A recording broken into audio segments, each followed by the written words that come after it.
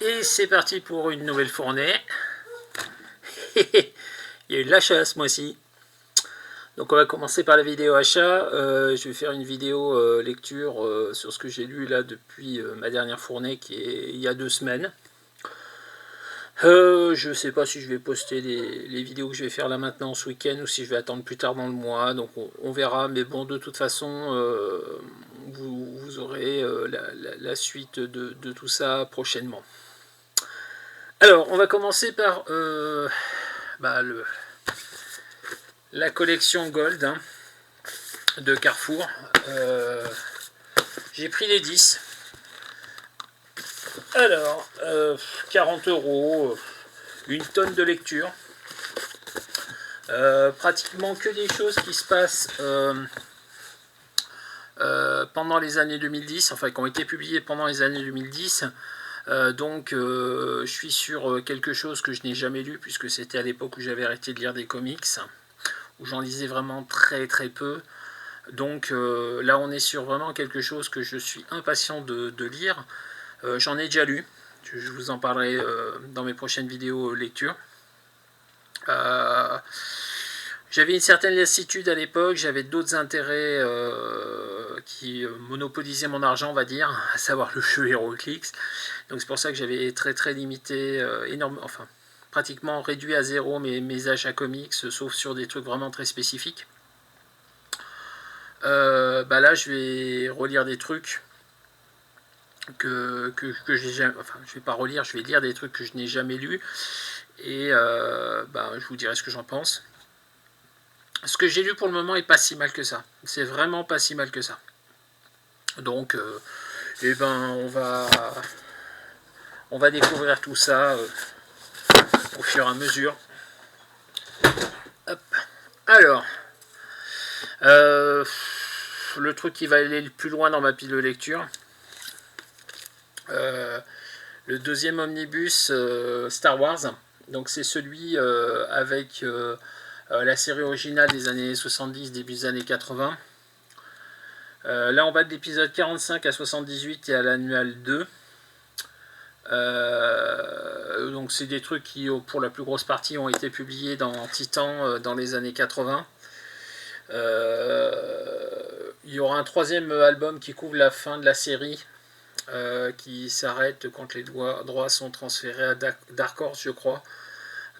Sachant qu'à l'époque il n'y avait vraiment que cette série Star Wars chez Marvel. C'est vraiment Dark Horse qui après a développé l'univers Star Wars d'une façon beaucoup plus étendue. Et on est sur vraiment quelque chose de très concentré, donc qui se lie en ligne droite. Donc je pense que quand je m'y attaquerai, ce que je ferai sûrement quand j'aurai les 3, ça va se lire en ligne droite et ça va être assez agréable. Donc le deuxième omnibus Star Wars. Ça je le garde pour plus tard.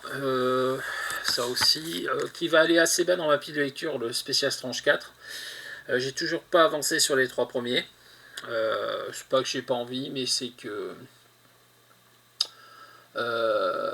franchement il faut trouver le temps avec tout ce que j'achète. J'en achète peut-être un peu trop, je vais peut-être réduire un peu mes achats dans les futurs mois, encore c'est pas gagné avec les annonces de Panini et d'Urban. Mais bon, on trouvera bien un moment pour lire tout ça. Pareil, un truc qui va aller assez loin dans ma pile de lecture. Jane Foster et Mighty Thor. Donc c'est par le nouveau scénariste qui remplacera Donny Cates sur Thor après son départ. Je continue de suivre le personnage de Jane Foster, que je trouve assez intéressant, globalement assez bien écrit, même si j'ai pas lu la mini-série précédente sur les Valkyries.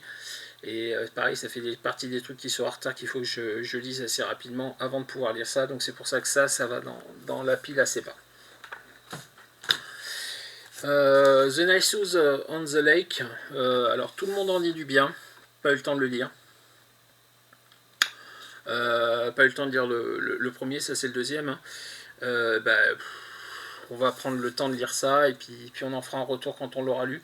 C'est du assez grand format. J'avais gagné le premier lors d'un concours Urban. Encore merci à eux. Et puis on verra bien ce que ça donne ensuite. Le deuxième tome de Black Panther. Alors je l'ai acheté parce que au mois de février, ma fille cadette, qui est fan de Black Panther, a chopé le Covid et est restée coincée une semaine à la maison. Donc avais acheté le tome 1 que je n'ai pas encore lu. Là j'ai acheté le tome 2 pour pouvoir le lire et en dire ce que j'en pense. Je pense que je vais être assez déçu parce que ça fait très longtemps que T'Challa a arrêté de m'intéresser en comics. Je trouve que ça tourne un peu en rond.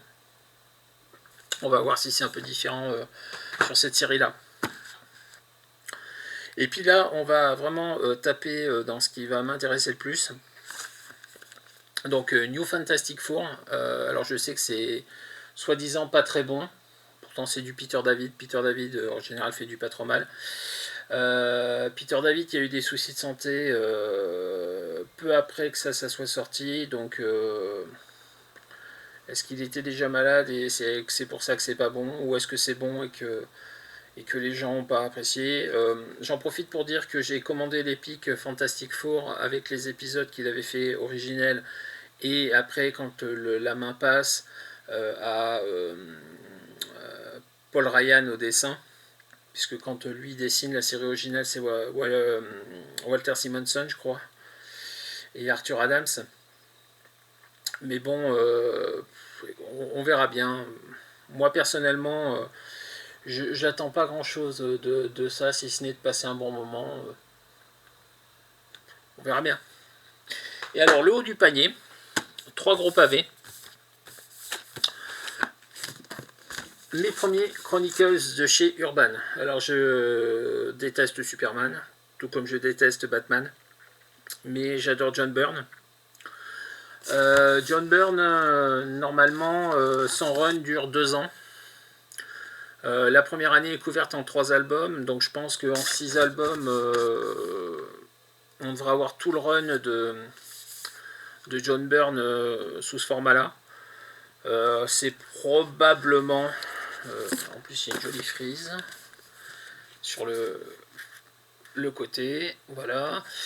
C'est probablement le seul truc de Superman que j'ai jamais lu, que j'ai envie de lire. Parce que j'ai vraiment pas envie de lire du Superman. Enfin, je suis désolé, mais...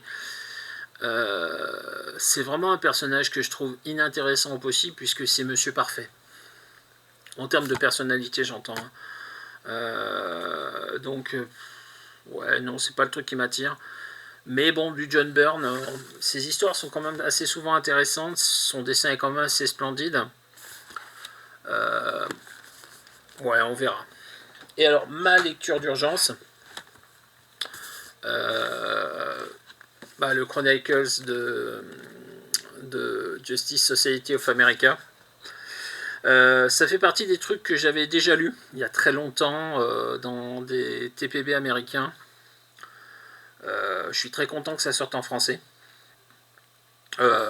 Sur le coup, il travaille en plus, enfin le travail en plus est fait par Geoff Jones en partie, et surtout James Robinson.